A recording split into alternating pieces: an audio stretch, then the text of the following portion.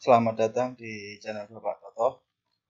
Kali ini kita membuat sesi baru, yaitu sesi Monsakti dengan menu rekonsiliasi. Nah, sebagai informasi awal, Rekon pada tahun 2022 ini sudah tidak digunakan lagi. Rekonsiliasi dilaksanakan pada Monsakti. Pada Monsakti ini sebenarnya masih banyak beberapa menu, yaitu rekonsiliasi, to-do list, monitoring, laporan, daftar dan rincian, dan validitas data. Tapi untuk yang pertama ini, Monsakti part pertama itu terkait dengan rekonsiliasi. Oke, kita lanjut. Rekonsiliasi dilaksanakan di aplikasi Monsakti. Usernya bisa dilakukan di menggunakan user Omspan ataupun user Saktinya sendiri.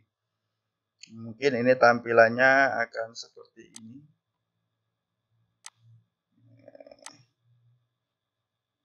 Nah, ini Monsakti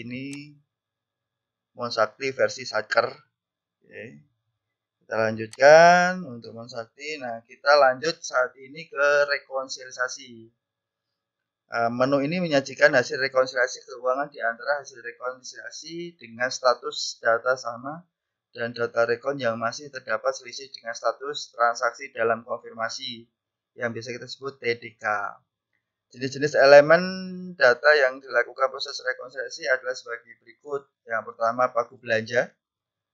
Yang kedua, belanja itu sendiri.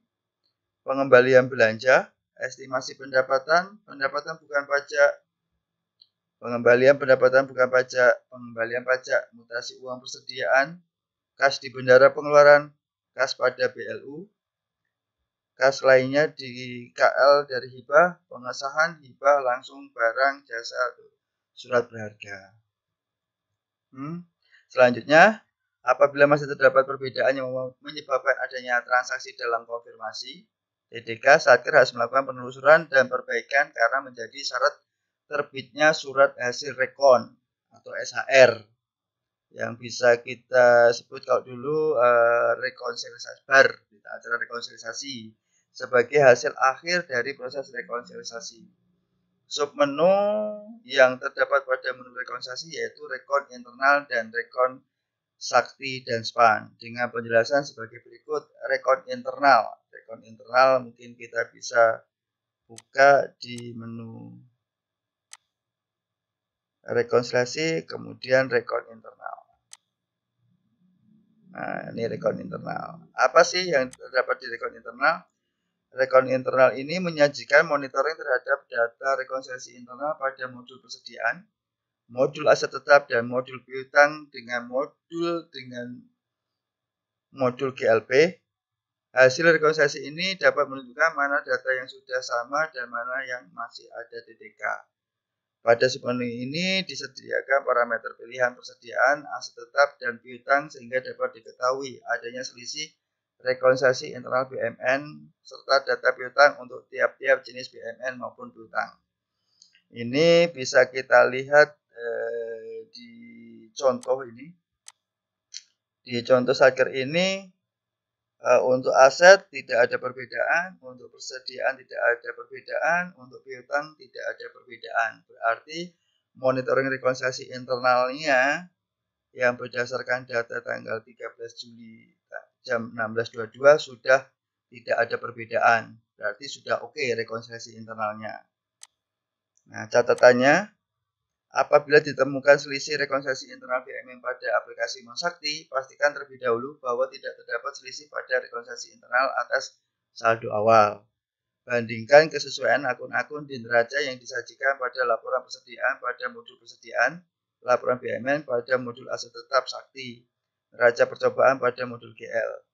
Apabila terdapat selisih antara modul aset tetap dan modul GLP, pastikan database pada modul aset tetap telah dilakukan summary dan pastikan setiap jurnal telah terbentuk pada modul GLP serta telah dilakukan validasi dan posting jurnal. Selanjutnya lakukan tutup buku ulang modul GLP Sakti. Apabila masih terdapat selisih setelah melakukan langkah-langkah di atas, Satker dapat menyampaikan permasalahan tersebut melalui hai.kemenku.go.id. Tapi untuk contoh yang saat ini tidak terjadi selisih, berarti aman-aman saja rekonsiliasi internal. Selanjutnya kita masuk ke menu berikutnya, yaitu Rekon Sakti SPAN. Pada menu ini terdapat 3 kriteria TDK yang ditampilkan, yaitu TDK rupiah, TDK COA, dan TDK detail. Kita masuk TDK rupiah. TDK rupiah merupakan penyajian selisih data per elemen data rekonsiliasi. Kita contohkan di menu Monsaktinya, kita bisa menu rekonsiliasi, rekon sakti, dan SPAN. Nah, di sini TDK rupiahnya pada bulan Januari, Februari, Maret tidak ada selisih. Nah, kita coba di bulan April ini terdapat selisih. Klik selisihnya ada di mana. Ternyata selisihnya ada di pendapatan bukan pajak. SPAN-nya sudah ada, transaksi nilai saktinya yang belum ada. Berarti kalau seperti ini, kemungkinan Sakti belum menginput pendapatan bukan pajaknya sebesar 8.999. Oke, itu untuk transaksi TDK rupiahnya. Ini penjelasannya, apabila data sama, maka kolom nilai SPAN dan nilai Sakti per masing-masing jenis rekon akan bernilai sama. Dan kolom selisih bernilai 0. Satker tidak perlu melakukan perbaikan data. Apabila data tidak sama, maka kolom nilai SPAN dan nilai Sakti per masing-masing jenis rekon akan bernilai beda dan kolom selisih menyajikan nilai angka selisih antara nilai SPAN dan nilai Sakti sehingga perlu memperbaiki data. Setelah dilakukan perbaikan di aplikasi Sakti, Satker dapat memonitoring kembali perubahan pada aplikasi Monsakti apabila nilai SPAN dan nilai Sakti sudah sama. Jadi, Satker bisa dapat melakukan monitoring lagi. Nah, ini datanya. Data diperbarui setiap hari, pembaruan terakhir 13 Juli jam 2.09 dini. Jam 2.09 menit. Nah, ini datanya. Oke, untuk TDK rupiah sudah kita jelaskan. Kemudian TDK COA. TDK COA merupakan chart of account. Merupakan transaksi yang menunjukkan adanya selisih data antara SAI dan SIAP yang melakukan tindak lanjut hingga tingkat COA. Nah, ini kita lihat. Ternyata di tingkat COA-nya ada selisih. Kita klik. Nah, di COA-nya itu ada selisih. Nilai SPAN dan nilai saktinya. Nilai saktinya 0. Berarti tadi kan belum terinputkan nilai saktinya. Nah, nilai yang belum diinputkan itu ternyata di akun 425129. Jadi, kalau bisa kita ambil kesimpulan sementara adalah TDK rupiah ini menjelaskan selisih secara nilai. Kemudian, TDK COA akan menjelaskan mendetailkan lagi TDK rupiah itu sampai ke TDK COA.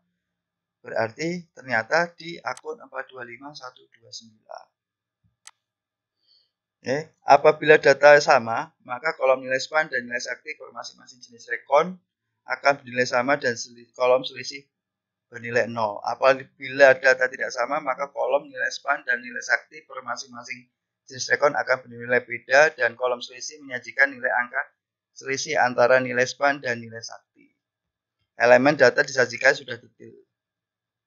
Nah, perbaikan dilakukan di aplikasi Sakti. Setelah itu Satker dapat monitor kembali.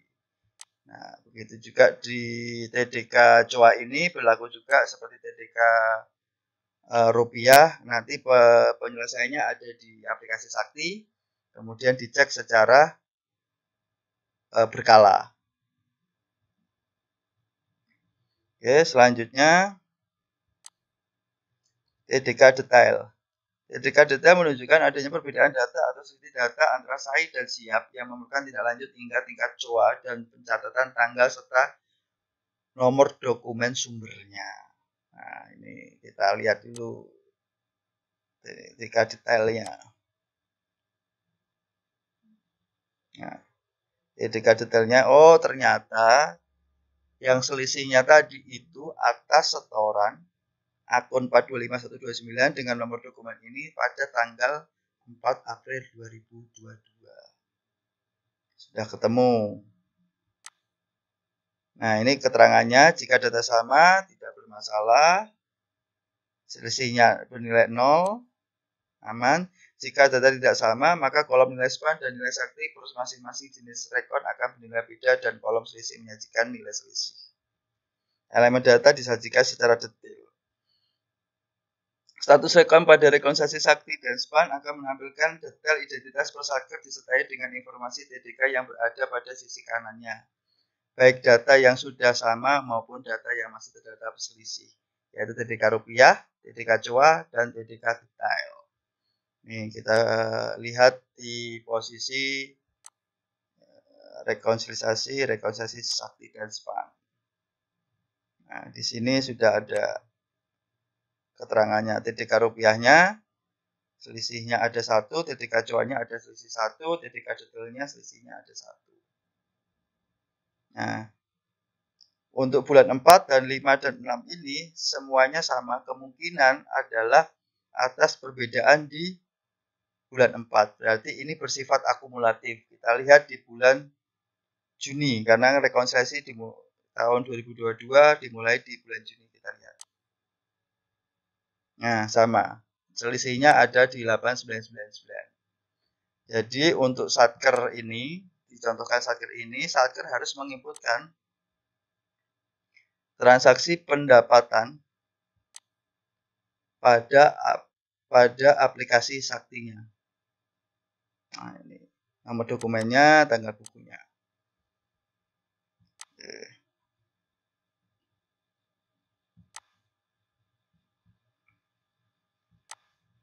Untuk jenis-jenis status rekon ada sebagai berikut. Bukan periode penerimaan SHR pada tahap ini. Berarti rekonsiliasi antara sakti dan span tetap berjalan. Bukan periode SHR atau pengenaan sanksi, namun satker tetap dapat melihat apakah data sudah sama.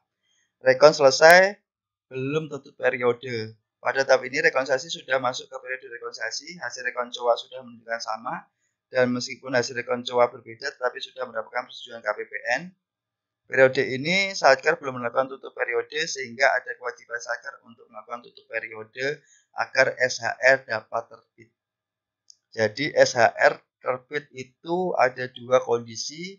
Yang pertama rekonsiliasinya sudah oke semua, plus sudah tutup periode. Kemudian proses rekon belum selesai, masih terdapat perbedaan. Pada tahap ini rekonsiliasi sudah masuk periode rekonsiliasi.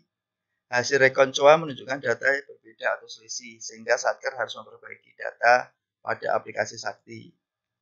Kemudian permintaan persetujuan rekonsiliasi. Pada tahap ini rekonsiliasi sudah masuk periode rekonsiliasi. Hasil rekon COA menunjukkan data yang berbeda atau selisih, namun seperti ini. Dan satker mengajukan persetujuan rekonsiliasi ke KPPN. Nah, nanti melakukan persetujuannya itu nanti akan di kolom aksi ini. Nah, di kolom aksi ini nanti akan timbul sesuai dengan kondisinya di sini. Oke. Karena ini terjadi perbedaan, makanya ini kita meminta penjelasan terhadap perbedaan. Apakah data setoranya nanti kita dikirim, nanti akan muncul di Monsaktinya KPPN. Kemudian, nah, permintaan persetujuan rekonsiliasi ditolak. Pada tahap ini rekonsiliasi sudah masuk periode rekonsiliasi. Hasil rekon COA menunjukkan data yang berbeda. Satker sudah mengajukan persetujuan rekonsiliasi, namun berdasarkan verifikasi KPPN, penjelasan satker atas data selisih tidak termasuk yang diperkenankan, sehingga KPPN menolak persetujuan rekonsiliasi dan satker harus memperbaiki. Jadi ketika satker sudah melakukan permintaan persetujuan rekonsiliasi, KPPN bisa menolak. Nanti statusnya akan berubah menjadi permintaan persetujuan rekonsiliasi ditolak. Kemudian rekonsiliasi setelah selesai, hasil rekonsiliasi terbentuk. Pada tahap ini rekonsiliasi sudah masuk periode rekonsiliasi, hasil rekon COA sudah menunjukkan sama, kemudian satker sudah melakukan tutup periode. Jadi sehingga SHR terbentuk dan dapat di-download. Nah, kemudian kalau satker dikenai sanksi pada tahap ini rekonsiliasi sudah melewati periode rekonsiliasi, Satker belum mendapatkan SHR dan surat pengenaan sanksi otomatis akan terbit. Kemudian H, sanksi Satker sudah dicabut. Pada tahap ini rekonsiliasi sudah melewati periode rekonsiliasi. Satker belum mendapatkan SHR dan dikenakan sanksi. Oke. Berikut inilah jenis-jenis status rekonsiliasi yang akan muncul pada kolom status rekonsiliasi ini. Nah, kalau kita baca ini proses rekonsiliasinya belum selesai, masih terdapat perbedaan. Jadi perbedaannya harus diperbaiki dulu. Setelah perbaikan selesai, nanti ditutup periode. Setelah itu diajukan persetujuan ke KPPN.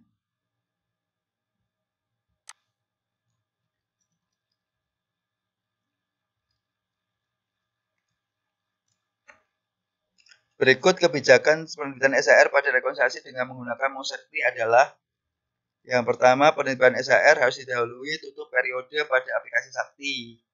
Kemudian penerbitan SHR sebagaimana angka 1 di atas terbentuk secara otomatis setelah Satker melakukan permintaan persetujuan dan KPPM melakukan persetujuan rekonsiliasi tersebut. Proses rekonsiliasi atas hasil beda dapat terbentuk pada rekonsiliasi dengan langkah-langkah. Pengajuan rekonsiliasi oleh Satker disertai dengan penjelasan atau sesuai referensi yang disediakan. Kemudian KPPN dapat menolak atau menyetujui atas permintaan persetujuan rekonsiliasi Satker. Apabila KPPN menolak, maka status rekonsiliasi berubah menjadi permintaan persetujuan rekon ditolak. Apabila KPPN menyetujui, maka status rekonsiliasi berubah menjadi rekon selesai belum tutup periode. Kemudian Satker melakukan tutup periode agar hasil rekon menjadi rekon selesai dan hasil rekon terbentuk. Hasil rekonsiliasi ditampilkan dalam bentuk tayangan di Monsakti, lalu dapat diunduh dalam format PDF dengan QR code. Jadi kita ambil kesimpulan bahwa untuk melakukan rekonsiliasi saat ini di tahun 2020 kita cek rekonsiliasi rekon internal. Pastikan rekon internalnya sudah tidak ada selisih. Kemudian rekonsiliasi Sakti SPAN ini harus tidak ada selisih. Apabila ada selisih, diklik saja data selisihnya, kemudian diperbaiki di aplikasi Sakti. Setelah diperbaiki di aplikasi Sakti, kemudian kita tunggu datanya masuk ke Monsakti, kemudian dilakukan penutupan periode, lalu dilakukan permintaan persetujuan rekonsiliasi ke KPPN. Nanti KPPN menyetujui rekonsiliasi tersebut apabila datanya semuanya sama, kemudian SHR-nya terbit. Nanti bisa di-download di sini. Oke, sekian terkait penjelasan rekonsiliasi Sakti dan SPAN mulai tahun 2022 melalui aplikasi Monsakti. Terima kasih, semoga bermanfaat.